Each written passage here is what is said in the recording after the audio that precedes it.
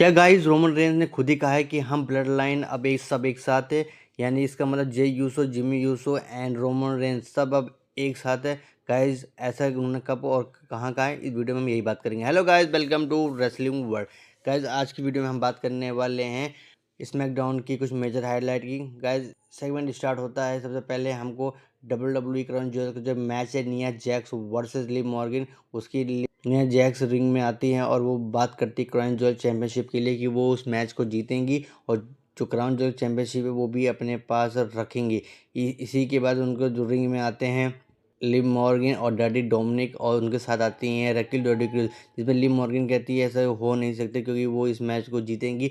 जिस तरह से उन्होंने रिया रिप्ली को अपने रास्ते से हटा दिया, उसी तरह वो इनको भी हटा के ये चैंपियनशिप अपने नाम करेंगे। और उसी के टाइम पे आती हैं Mrs Money in the Bank Tiffany Stratton, जिन्होंने एक बार फिर WWE के द्वारा टीस किया है कि वो किसी भी दोनों चैंपियन यानी निया जैक्स और लिव मॉर्गन में से किसी पे भी अटैक करके चैंपियनशिप जीत सकती हैं। वो किस पे करेंगी उन्होंने भी कुछ ऑफिशियली नहीं बोला है, लेकिन हाँ WWE के साथ टीजिंग जरूर है कि वो किसी पे भी अटैक कर सकती है। अब देखने वाला होगा वो किस पे अटैक करेंगी। और गाइस, उसी तरह WWE ने मैच बुक कर दिया था इन्हीं लोगों का, women's world champion Liv Morgan and Raquel Rodriguez versus Money in the Bank Tiffany Stratton और उनके साथ थी निया जैक्स। और इस मैच को लिव मॉर्गन ने जीत लिया है।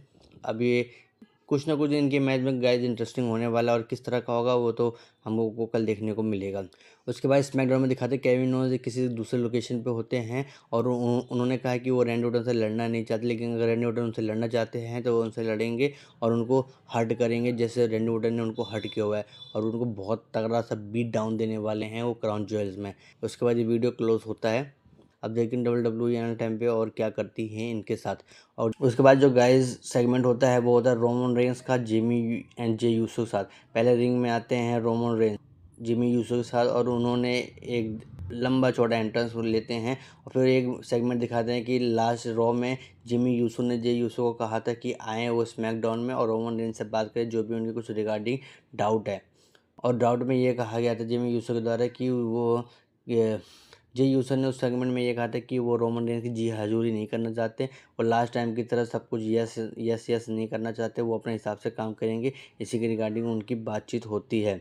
पर जैसे जिमी यूसो अपना जो माइक्रोफोन रोमन रेंस को देने वाले होते हैं तभी जे यूसो का म्यूज़िक कट होता है और जे यूसो ये सब कुछ बोलते हैं दोबारा। उन्होंने जो लास्ट टाइम बोला था जिमी यूसो को कि वो हम एज अ फ्रेंड काम करेंगे, अब ना कोई किसी से सुपीरियर है ना किसी से कोई जूनियर है, सब एक जैसा काम करेंगे। क्योंकि सोलो सिकोवा ने उनको ये मैच कॉस्ट किया था चैंपियनशिप के लिए, इसलिए वो सोलो सिकोवा से रिवेंज लेने आते हैं और वो सब एक रीयूनाइटेड हैं लेकिन सब एज ए इक्वल काम करेंगे। ये साहब बोलते रोमन रेंस से कि वो उनसे नीचे नहीं है, वो उनके इक्वल है। तो ये इस तरह से होता है। फिर जैसे ही रोमन रेंस माइक्रोफोन लेते हैं कुछ कहने वाले होते हैं तो सारी अरीना वही बोलती है ओटीसी ओटीसी। उसके बाद जैसे रोमन रेंस बोलते हैं ईट, यानी कि जो जे यूसो का एक कैच फ्रेज है उससे ये लगता है कि हाँ उनको ये मंजूर है जो भी जे यूसो ने बोला है कि हम सब एक टीम हैं और ऐसा सब बराबर ही हैं। तो ये एक अप्रूवल है रोमन रेंस के द्वारा कि सब एक साथ हैं और वो आने वाले टाइम पे ये तीनों लोग मिलकर न्यू ब्लड लाइन के अगेंस्ट जो मैच लड़ेंगे क्राउन ज्वेल्स में उसे वो जीतने की कोशिश करेंगे।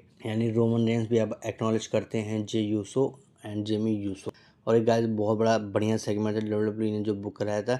इसमें बस एक बंदे की मिसिंग थी वो थे पॉल को। ये काफ़ी टाइम हो गया उनको रिटर्न नहीं हुआ, लेकिन आने वाले टाइम में उनको रिटर्न हो सकता है।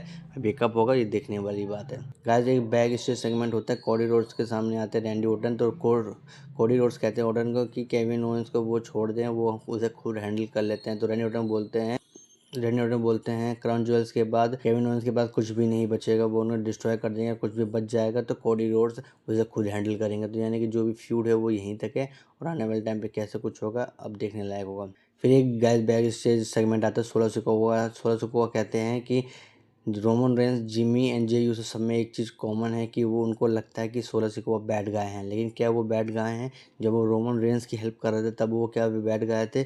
कह रहे हैं वो बैड गाय नहीं, वो ट्राइबल चीफ हैं और वो एज अ क्राउन ज्वेल्स पे दिखा देंगे कि तीनों लोग Roman Reigns Jimmy and Jey Uso उनको एक्नॉलेज करेंगे एज हिज ट्राइबल चीफ। इस नाइट का मेन इवेंट मैच होता है, टैग टीम मैच है इंपीरियम यानी कि world heavyweight champion Gunther and Ludwig Kaiser versus the Viper Randy Orton and undisputed WWE champion the Cody Rhodes.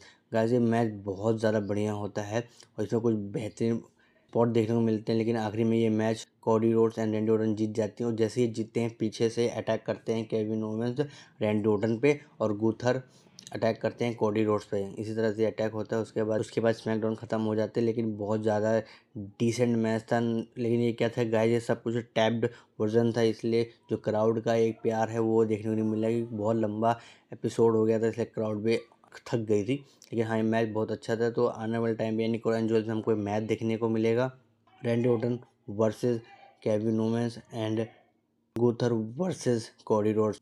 अब देखते हैं डब्ल्यूडब्ल्यूई आने वाले टाइम पे और क्या ट्विस्ट और टर्न लेकर आती है इनकी स्टोरी में। बस गाइस, आज की वीडियो में इतना ही। वीडियो पसंद आए तो लाइक कीजिए, कमेंट कीजिए, शेयर कीजिए, चैनल को सब्सक्राइब कर लीजिए। Thank you guys.